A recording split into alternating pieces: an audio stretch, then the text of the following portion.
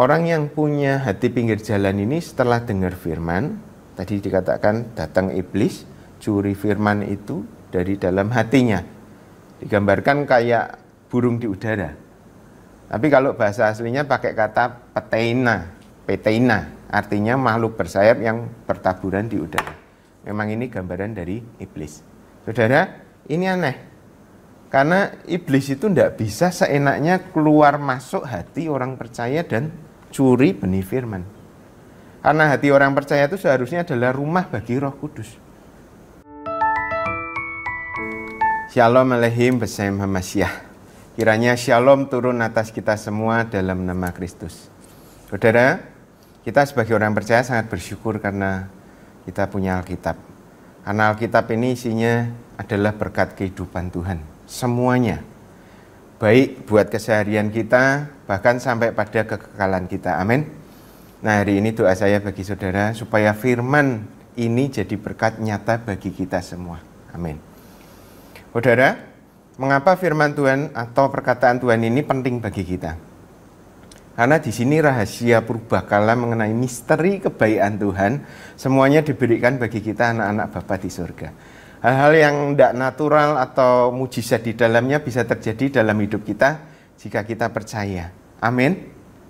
Tapi sayangnya bisa juga tidak terjadi. Jadi kita harus teliti. Kemudian kalau ditanya kok bisa firman yang hanya kata-kata bisa berdampak bagi hidup seseorang. Saudara, kalau kita ingat perjalanan hidup kita, mulai dari kita dulu sampai sekarang, kalau kita cermati, semua yang terjadi dalam hidup kita adalah hasil dari firman atau perkataan. Baik itu perkataan firman Tuhan, perkataan orang tua, perkataan guru-guru kita, atau bahkan perkataan teman atau siapapun. Misalnya kayak gini, kalau kita punya kebiasaan setiap pagi kita bisa setia berdoa sebelum melakukan aktivitas, kemungkinannya kebiasaan perilaku kita itu karena itu adalah hasil dari perkataan seseorang. Entah itu pendeta, atau orang tua, atau teman, atau bahkan firman Tuhan yang kita baca dan terima. Dan firman atau perkataan itu yang mendorong kita untuk percaya dan doa tiap pagi. Seperti itu, saudara. Kalau kita memilih untuk melakukan atau tidak melakukan sesuatu, itu karena segala perkataan atau firman yang ada di hati atau batin kita, yang mempengaruhi hidup kita. Jadi, firman Tuhan begitu penting karena segala yang kita lakukan, pikirkan, atau inginkan, bahkan harapkan, semua yang sampai hari ini membentuk kita jadi pribadi yang sekarang ini, semuanya adalah hasil dari firman atau perkataan. Nah, firman itu ada di dalam hati kita. Dan jadi pengaruh apa yang ada dalam hidup kita semua adalah pengaruh dari perkataan atau firman. Saudara, Tuhan mengajarkan pada kita bahwa kunci penentu apakah kita akan terima berkat dari firman atau tidak adalah bagaimana sikap hati kita pada saat kita mendengarkan firman. Ya, sikap kita saat mendengarkan firman sangat menentukan apakah kita akan terima berkat dari firman yang nyata itu atau bahkan tidak. Saudara, kita akan baca Lukas 8 ayat 5 sampai 8. Adalah seorang penabur keluar untuk menaburkan benihnya. Pada waktu ia menabur, sebagian benih itu jatuh di pinggir jalan. Lalu diinjak orang dan burung-burung di udara memakannya sampai habis. Ayat 6, sebagian jatuh di tanah berbatu dan setelah ia tumbuh menjadi kering karena tidak dapat air. Ayat 7, sebagian lagi jatuh di tengah semak duri dan semak itu tumbuh bersama-sama dan menghimpitnya sampai mati. 8, dan sebagian jatuh di tanah yang baik dan setelah tumbuh berbuah 100 kali lipat. Nah, setelah berkata demikian Yesus berseru, siapa punya telinga untuk mendengar, hendaklah ia mendengar. Saudara, Tuhan jelaskan lewat perumpamaan ini ada 4 jenis tanah. Yang pertama itu hati pinggir jalan ya, tanah hati ya. Yang kedua hati berbatu, 3 hati semak duri, dan hati yang baik ini adalah goal kita. Lanjut ayat 9 dan 10. Ayat 9, murid-muridnya bertanya kepadanya, apa maksud perumpamaan itu? Lalu ia menjawab, kepadamu diberi karunia untuk mengetahui rahasia kerajaan Allah. Tetapi kepada orang-orang lain itu hal itu diberitakan dalam perumpamaan, supaya sekalipun mereka memandang, mereka tidak melihat, dan sekalipun mendengar, mereka tidak mengerti. Inilah arti perumpamaan itu. Ini ayat berikutnya. Tapi sebelumnya saya mau bahas tentang ayat 9 dan 10. Saudara, ayat 9 dan 10 ini berkat yang pertama dari pasal ini, yaitu waktu murid-muridnya tanya pada Tuhan, Tuhan, apa sih arti perumpamaan itu? Jawaban Tuhan sangat menyentuh hati kita. Ya, baca lagi ayat 10. Lalu ia menjawab, kepadamu diberi karunia untuk mengetahui rahasia kerajaan Allah. Pada orang lain diberitakan dalam perumpamaan. Jadi, rahasia firman Tuhan atau Alkitab ini memang terbuka khusus bagi anak-anak Tuhan. Dan bukan buat setiap orang. Saudara, Alkitab yang tadi kita katakan rahasia purbakala dan misteri kebaikan Allah Bapa, semuanya diberikan khusus bagi kita anak-anaknya. Ini luar biasa. Dan mari kita bersyukur. Dan kita harus bersyukur untuk ini. Karena itu berarti orang percaya, yaitu saudara dan saya, itu spesial di mata Tuhan. Kita punya hak untuk mewarisi firman Allah. Rahasia yang begitu dahsyat. Ya, kembali ke jenis hati yang pertama, tanah hati ya, lahan hati, yaitu hati pinggir jalan. Itu di ayat 5. Dan saya akan bacakan maknanya di ayat 12 ya. Yang jatuh di tanah pinggir jalan itu ialah orang yang telah mendengarnya, sudah dengar, kemudian datanglah iblis lalu mengambil firman itu dari dalam hati mereka. Jadi iblis masuk ke dalam hati dan mengambil firman itu dari dalam hati mereka, supaya mereka jangan percaya dan diselamatkan. Di Matius 13, kalau ini kita baca dari Lukas, tapi kalau di Matius 13 dikatakan mereka tidak mengerti ketika firman itu diberikan. Beberapa bagian firman Tuhan itu memang susah dimengerti, saudara. Tapi maksud ayat ini bukan semacam itu. Karena kalau tidak mengerti firman atau rahasia firman, bahkan nabi-nabi seperti Nabi Yesaya, Yeremia, Daniel, dan nabi-nabi lainnya pada saat nubuat disampaikan untuk masa depan, dia juga tidak ngerti. Mereka juga tidak ngerti maknanya. Karena memang belum waktunya Tuhan menyatakan. Jadi maksud Matius itu, kata mereka tidak mengerti firman itu bukan semacam itu. Makna tidak mengerti firman di sini adalah mengapa sampai tidak mengerti firman, ini yang perlu dicari tahu. Saudara, orang yang punya hati pinggir jalan ini setelah dengar firman, tadi dikatakan datang iblis, curi firman itu dari dalam hatinya. Digambarkan kayak burung di udara. Tapi kalau bahasa aslinya pakai kata peteina, artinya makhluk bersayap yang bertaburan di udara. Memang ini gambaran dari iblis. Saudara, ini aneh. Karena iblis itu tidak bisa seenaknya keluar masuk hati orang percaya dan curi benih firman.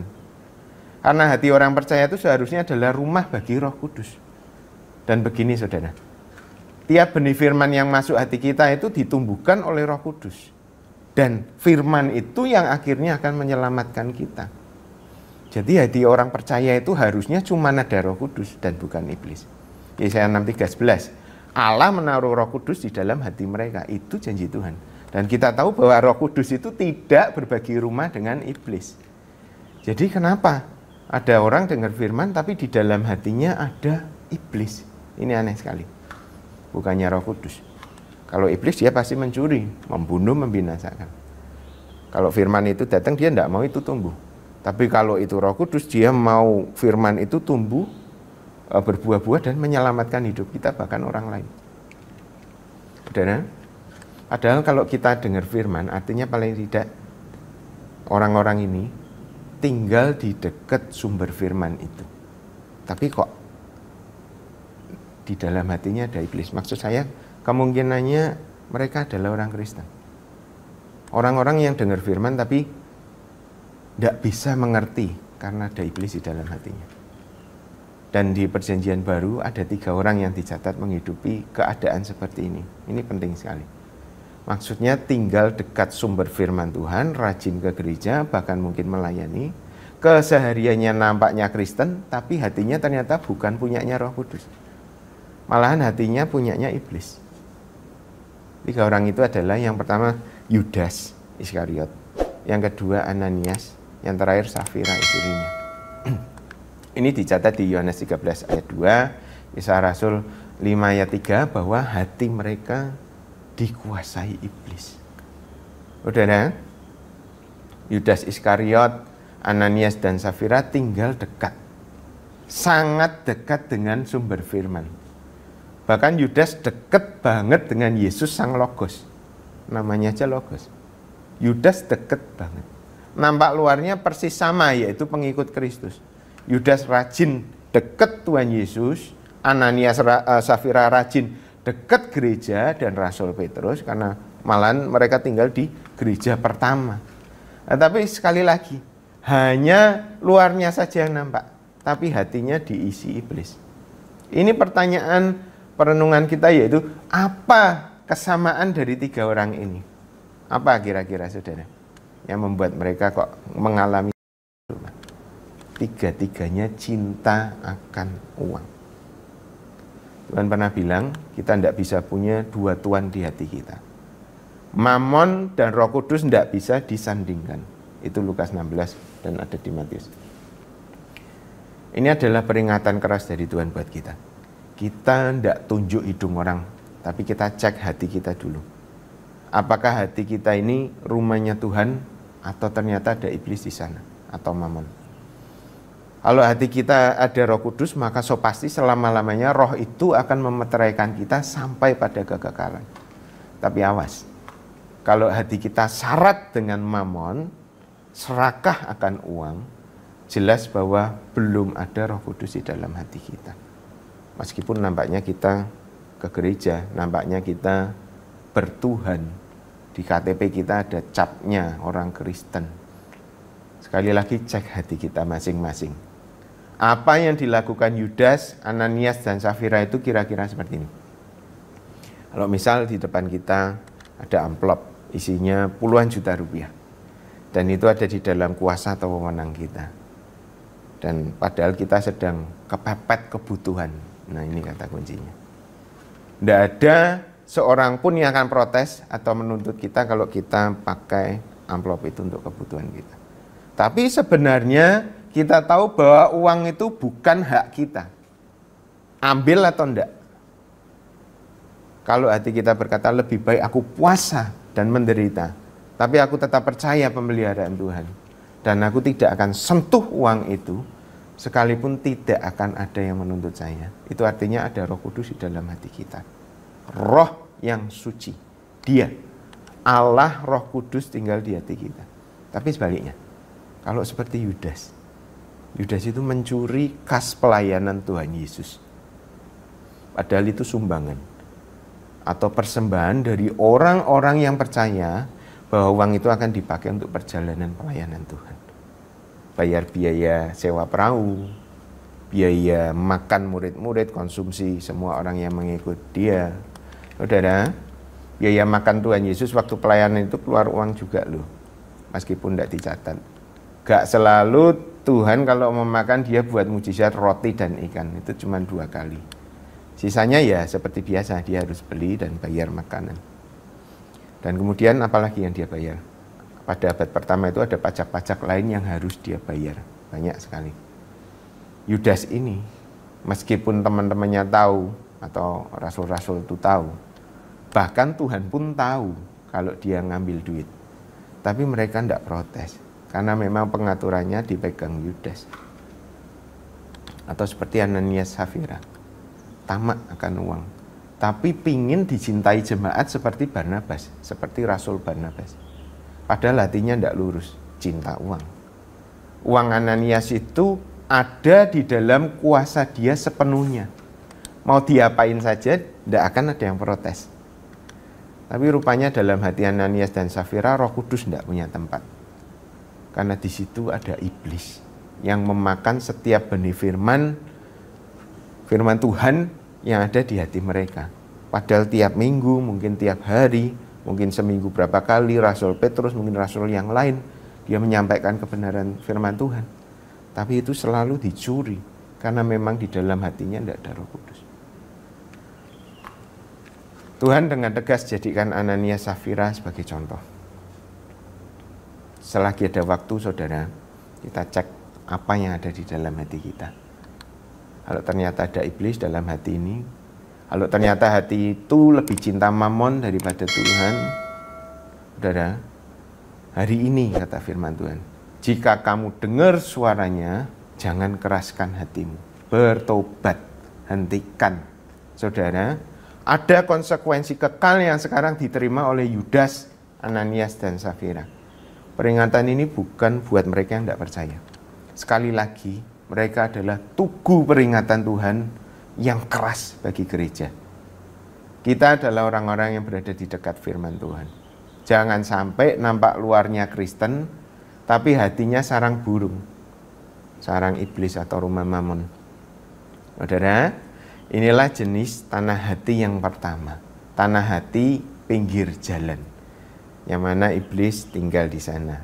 Jadi setiap benih firman yang seharusnya jadi berkat kehidupan, tapi karena hanya iblis atau burung atau peteina itu tadi yang tinggal di tanah hati pinggir jalan itu, maka dengan segera dia akan makan benih firman Tuhan itu. Supaya mereka jangan percaya dan diselamatkan, kata Lukas 8 ayat 12. Konsekuensinya sekali lagi tidak diselamatkan. Saudara, 3 tanah hati, sisanya akan saya lanjutkan lain waktu. Mari kita renungkan ini. Karena sekali lagi, cara kita menerima berkat firman Tuhan yang ada di dalam Alkitab itu bergantung penuh dari bagaimana respon kita saat kita mendengarkan firman Tuhan. Hari ini cek hati kita. Apakah hati kita ini adalah hati yang baik seperti yang Tuhan rindukan? Atau bahkan kalau seperti contoh yang pertama ini, saudara, kita mesti waspada, amati diri sendiri. Kalau ternyata meskipun tubuh saya ada di dalam rumah Tuhan, tapi hati saya bukan punya Roh Kudus. Hari ini kata firman Tuhan, jangan keraskan hatimu. Saya akan selesai, saya akan ajak kita semua berdoa. Mari kita berdoa, saudara, untuk firman Tuhan hari ini. Tuhan Yesus, kami bersyukur karena Engkau mengutus Roh Kudus. Hari ini Tuhan, kami berdoa sekali lagi, Roh Kudus, kiranya Engkau masuk sekali lagi di dalam hati kami Tuhan. Jangan-jangan barangkali ada orang yang belum menerima Roh Kudus di dalam hatinya. Pagi hari ini Tuhan, kami berdoa, kiranya Engkau masuk, kuasai hidup kami, setiap orang percaya Tuhan. Dan pimpin kami untuk bulatkan tekad, melakukan apa yang Roh Kudus hendak tumbuhkan. Melakukan firman Tuhan yang Engkau taruh, yang Engkau taburkan Tuhan di dalam hati kami. Di dalam nama Yesus, segala firman Tuhan di hati kami perkatakan, jadilah pertumbuhan. Jadilah pertumbuhan, berbuah banyak, memberkati orang-orang, memberkati kami. Bahkan buah itu akan bertahan kekal sampai kepada surga nanti. Tuhan, hamba berdoa, kalau hari ini Tuhan, ada anak-anak-Mu yang mendengar firman dan mereka melakukan kesalahan yang sama, hamba percaya Tuhan, masih ada waktu untuk bertobat. Hamba percaya masih ada waktu Tuhan untuk kembali kepada Engkau. Hari-hari ini adalah hari-hari terakhir Tuhan Yesus. Pesan-pesan firman Tuhan khusus bagi gereja Gaul jelas sekali bahwa kami harus bertobat. Pertobatan demi pertobatan. Kami tahu Tuhan, kami yakin sebentar lagi Engkau datang. Kenapa Engkau sampaikan firman begitu keras mengenai pertobatan demi pertobatan demi pertobatan? Karena Engkau mau membuat kami ini sebagai mempelai yang kudus suci yang tidak bercela Tuhan. Untuk itu hamba berdoa, kami berdoa Tuhan, sungguh hari ini Tuhan, tolong kami untuk menerima berkat firman Tuhan dengan utuh. Segala yang lain, yang bukan Tuhan Roh Kudus, yang ada di dalam hati kita, yang ada di dalam hati ini, kami tengking perintahkan keluar di dalam nama Yesus. Mari Roh Kudus, jadilah Raja di dalam hati kami. Terima kasih Tuhan. Bersyukur untuk hari ini, bersyukur untuk kemurahan-Mu, dan lebih lagi bersyukur karena kami punya firman Tuhan, Alkitab. Kemurahan Tuhan berabad-abad yang kami terima dan akan kami rasakan di dalam hidup kami, bahwa kami akan menerima segala kegenapan firman Tuhan. Dalam nama Tuhan Yesus. Haleluya. Amin. Jangan lupa like, comment, share, dan subscribe channel GKBK Hal Semarang.